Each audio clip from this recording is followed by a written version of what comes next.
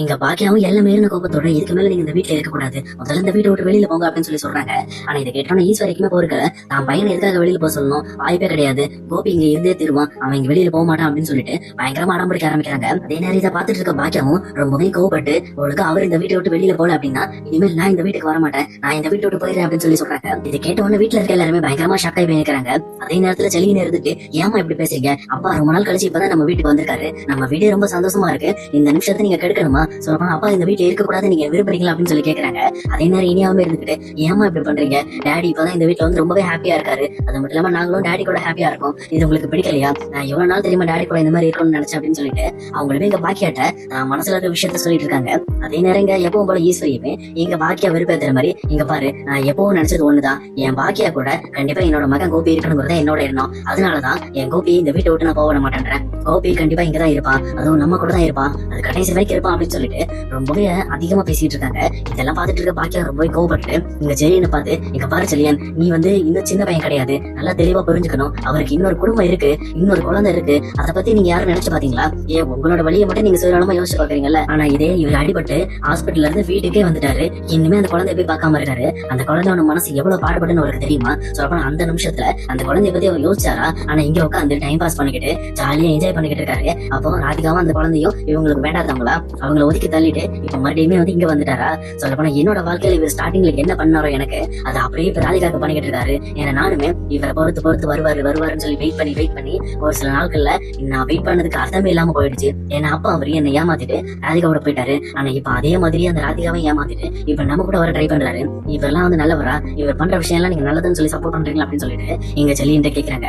அப்ப இனியாவை பார்த்து இங்க பாரு இனியா, இந்த விஷயத்த புரிஞ்சுக்கிற அளவுக்கு உனக்கு என்ன வயசு வரல, தயவு செஞ்சு நாங்க என்ன பேசுறோம் அப்படிங்கறத தெளிவா புரிஞ்சுக்காம இந்த விஷயத்துல நீ தலையிடாத, உங்க அப்பா மேல உனக்கு பாசம் இருக்கிறது இருந்துட்டு போட்டு, ஆனா உன்ன மாதிரி ஒரு பொண்ணு பாசம் வச்சிருக்காளே அவளை பத்தி நீ யோசிச்சியா, சொல்ல போனா இன்னைக்கு காலையில அந்த பொண்ணு அதாவது மயு வந்து நம்ம வீட்டுக்கு வந்திருந்தா, வீட்டு கேட்டு வாசல தாண்டறதுக்கு முன்னாடியே உங்களோட சிரிப்பு சத்தம் இங்க கோபியோட சத்தத்தெல்லாம் கேட்டுட்டு ரொம்பவே பயந்துட்டு அங்க இருந்து வெளியில கிளம்ப பார்த்தா, நான் கூட சொன்னேன் ஏமா உள்ள வந்து பாரு அப்படின்னு சொல்லி சொன்னதுக்கு இல்ல இந்த மாதிரி பாட்டி திட்டுவாங்க, பாட்டி உள்ள வந்தா சத்தம் போடுவாங்க அம்மா சொல்லிட்டு இருந்தாங்க, ஏற்கனவே அம்மாவையும் வேற சத்தம் போட்டு விட்டாங்க அப்படின்னு சொல்லிட்டு இங்க உங்க கோபியோட அம்மாவை பார்த்து பயங்கரமா பயப்பட ஆரம்பிக்கிறாங்க. சொல்லப்போனா அந்த குழந்தையோட நிலைமை பத்தி யோசிச்சு பாத்தியா, நீங்களாவது இங்க ஒருத்தர் துணையா இருக்கீங்க, ஆனா அந்த குழந்தைக்கு யார் துணையா இருக்கா, அது தனியா இருக்கு, அந்த குழந்தை ரொம்பவே கஷ்டப்பட்டு இருக்கு, அது யாராவது நினைச்சு பாத்தீங்க அப்படின்னு சொல்லிட்டு இங்க பாக்கியா மனசுல இருக்கிற வெறியெல்லாம் போட்டு தாக்கிட்டு இருக்காங்க.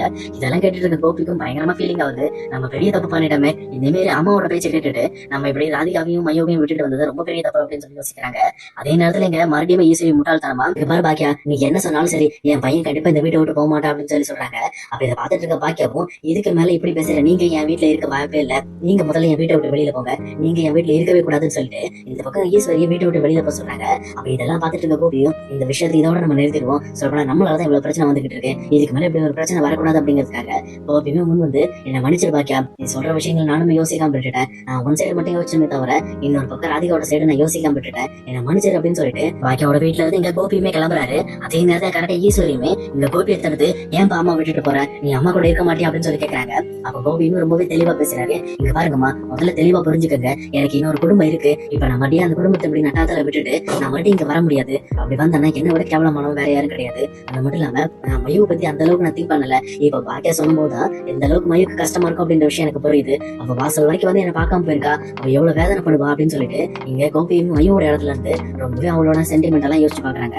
அதே நேரத்துல நான் கிளம்புறேன் பாக்கியா, என்ன மன்னிச்சிரு, இது வரைக்கும் நான் உன்னை கஷ்டப்பட்டதான் என்ன மன்னிச்சிரு, அதே நேரம் நீ எனக்காக செஞ்ச எல்லாத்துக்கும் நன்றின்னு சொல்லிட்டு இங்க இருந்து கோபியும் அங்க இருந்து வெளியில கிளம்புறாரு. அவர் கரெக்டா வாசல விட்டு வெளியில கிளம்புற அடுத்த செகண்ட் இங்க டேரக்டா ஸ்டேஷன்ல இருந்து ஆளுங்க வராங்க. வந்த உடனே அவங்களுமே நீங்க தானே கோபி அப்படின்னு சொல்லி கேட்கறாங்க. உடனே கோபியும் ஆமா சார் நான் தான் அப்படின்னு சொல்லி சொல்றாங்க. இங்க பாருங்க சார், உங்க மேல ஏற்கனவே போட்ட கேஸ் வந்து வர திங்கட்கிழமை இந்த மாதிரி கோர்ட்டுக்கு வருது, அதனால நீங்க கோர்ட்டுக்கு வந்துருங்க அப்படின்னு சொல்லிட்டு அவங்களுமே இன்ஃபார்ம் பண்ணிட்டு அங்க இருந்து கிளம்புறாங்க.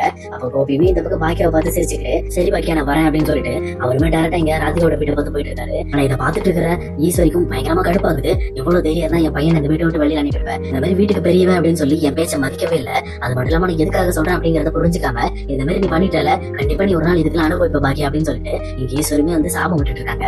ஆனா பாக்கியாவுமே சிரிச்சுட்டு இங்க பாருங்க, நான் இது வரைக்கும் உங்களை அத்தையா பார்த்தது கிடையாது, அம்மா தான் பாத்திருக்கேன், ஆனா உங்களுக்கு தான் உங்க பையன் அப்பப்போ வில்லனாவும் அப்பப்போ ஹீரோவாவும் தெரியறான், நீங்க மாறி மாறி பேசுற மாதிரி என்னால மாறி மாறி எல்லாம் பேச முடியாது, நான் எப்பவுமே ஒண்ணுதான், நீங்க உங்க பையனோட இருக்கணும்னு விருப்பப்பட்டீங்கன்னா டேரக்டா ராதிகாவோட வீட்டுக்கு போங்க, அதே நீங்க இங்க இருக்கணும்னு விருப்பப்பட்டீங்கன்னா நீங்க எவ்வளவு நாள் வேணாலும் இருக்கலாம், நான் உங்களுக்கு எந்த ஒரு தொந்தரவும் பண்ண மாட்டேன் அப்படின்னு சொல்லிட்டு இங்க பாக்கியாவும் மாசா பேசி முடிச்சுட்டு அவங்களுமே உள்ள போறாங்க.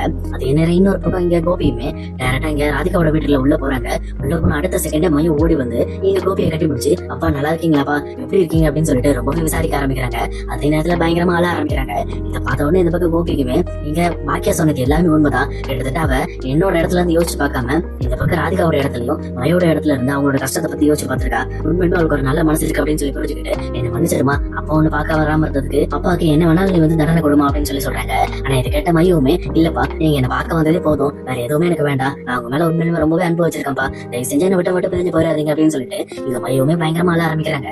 இதை பார்த்துட்டு இருக்க கமலாவுமே இங்க கோபியை பார்த்து, ஏமாப்ல இந்த மாதிரி ஒரு பச்சை குழந்தைய பாக்கணும்னு கூட உங்களுக்கு தோணலையா, அவ எந்த அளவுக்கு உங்க மேல அன்பு வச்சிருக்கா பாருங்க, ஆனா இந்த குழந்தைய மதிக்காம நீங்க இப்படி பண்ணதெல்லாம் சரியா அப்படின்னு சொல்லி கேக்குறாங்க.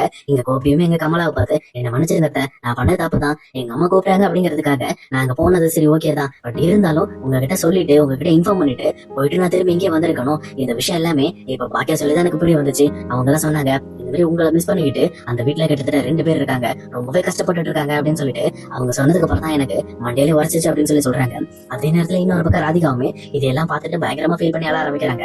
என்ன சொல்றேன், அவங்களுமே கோபியை விட்டுட்டு பிரிஞ்சிடலாம் அப்படின்ற ஒரு எண்ணத்துக்கே வந்துட்டாங்க.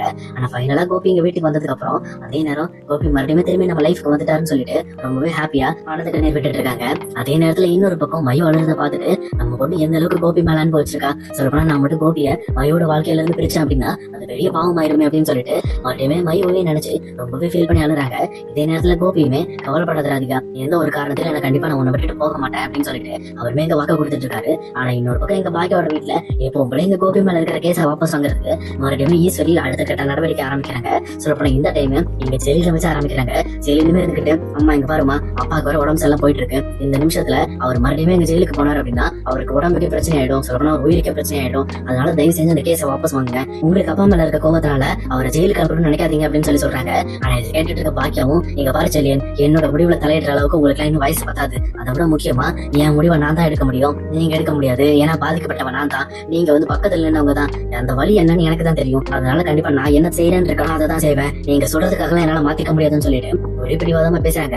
மறுபடியும் ஈஸ்வரி குறுக்க வந்துட்டு, ஏன் பாக்கி அப்படி பண்ணிக்கிட்டு இருக்க, என் பையனை நீ கொல்லாம விட மாட்டியா, அவனுக்கு எப்படியாவது உங்ககிட்ட சேர்த்து வச்சலாம்னு சொல்லி நினைச்சேன், அதையும் கெடுத்து விட்டுட்டேன், இப்ப அவன் உயிரோட இருக்கிறது உங்களுக்கு பிரச்சனையா இருக்கா, அவனை கொல்றதுக்காக தான் இதெல்லாம் பண்ணிட்டு இருக்கேன் அப்படின்னு சொல்லிட்டு இங்க பாக்கியோட முகத்தை பார்த்து கேள்வி கேட்கறாங்க. உடனே பாக்கியாவும் இங்க லைட்டா சிரிச்சுட்டு, இங்க பாருங்க, உங்க பையனோட விதி அதுதான்னா அதை யாராலையும் மாத்த முடியாது, அவர் பண்ண தப்புக்கு அவர் அனுபவிக்க வேண்டியது கண்டிப்பா வந்து உண்மை, ஏன்னா அவர் பண்ண விஷயம் மக்களோட உயிரோட விளையாண்டுருக்காரு, அதுக்கு சாதாரண தண்டெல்லாம் கிடைக்காது, பயங்கரமா வந்து ஒரு 2-3 வருஷம் அவர் உள்ள போய் இருக்கிற மாதிரி இருந்தாலும் இருந்துட்டு வரட்டும், அப்பதானே அவருக்கு புத்தி வரும், இன்னொரு டைம் இப்படி பண்ணக்கூடாது, மொத்தம் உயிரோட விளையாடக்கூடாதுன்னு அவருக்கு தோணும்ல, அதனால நான் பண்றதை பண்ணுவேன், நீங்க என்ன வேணாலும் பண்ணிக்கீங்க அப்படின்னு சொல்லிட்டு இங்க பாக்கியாவுமே ஈஸ்வரியோட முகத்துல அடிச்ச மாதிரி பேசிட்டு அங்க இருந்து கிளம்புறாங்க.